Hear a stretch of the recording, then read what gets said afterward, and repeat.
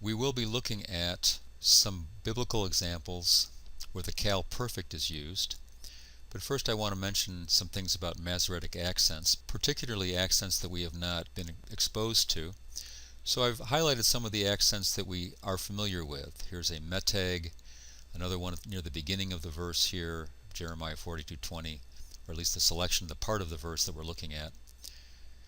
And we see the Zakef Katon down here in Genesis 27:6. And then the atnach, we see that we're used to that hard disjunctive accent. Notice that there are other accents that we are not so familiar with. You can see the one here above the word. We see one here that's below the word. Another one here. Here's one that's above double line. And there's many like this. We see some down in this next verse as well, Genesis 27:6. Over here we see one, another one like it, but a little bit different, going up a different direction.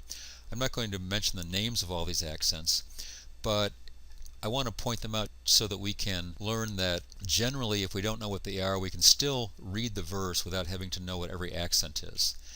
So we pay attention to the ones that we know, and the ones that we don't. Generally, if they're in the middle of a word, they indicate the tone syllable of the word and punctuation. Sometimes if they come in between words, sometimes at the end of words, if there's other symbols with them, other accents with them, they do not indicate tone syllables, but they still indicate punctuation. In any case, what's important is that we can still read these verses even if we do not understand every one of the Masoretic accents. We move on now to look at some Cal perfects in Bible verses. So we'll begin by looking at a portion of Jeremiah 42:20. I'll go ahead and read that first. Ki atem shalachtem oti el Adonai Elohechem. So we begin here with our ki atem. As we learned in chapter 17, atem is our second masculine plural independent personal pronoun. It'll be used as the subject of this sentence for you, so ki, for, atem, you. And then we have a verb, shalachtem. Notice the ending here. This is a characteristic second masculine plural ending for any perfect verb. Then notice that we have a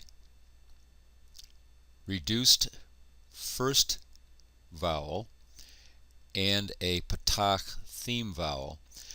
Only in the Cal do we reduce the first vowel when we add a second masculine plural ending. Remember that the heavy consonantal endings take the accent with them, and so in the Cal this vowel reduces. The other stems it does not reduce, for various reasons that we'll see when we get to them. So we have shalachtem, shalachtem. This is our second masculine plural, and it's a Cal perfect second masculine plural. Then we come to the object. Here we have our direct object marker with a pronominal suffix on it.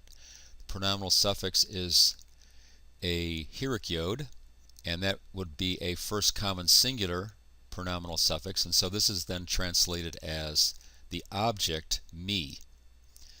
So for you, you sent, or for you sent me, El Adonai, to the Lord, to Yahweh, Elohechem. Here we have Elohim, which is a plural, and of course when we have a pronominal suffix added to a plural, we see the yod, Elohechem. This is our second masculine plural pronominal suffix. So we would have then your God. So he's still talking to the same people, referring to your God as the same people that he's saying here, you sent. The second masculine plural is consistent. So we have, if we read it now, for you sent me to the Lord your God.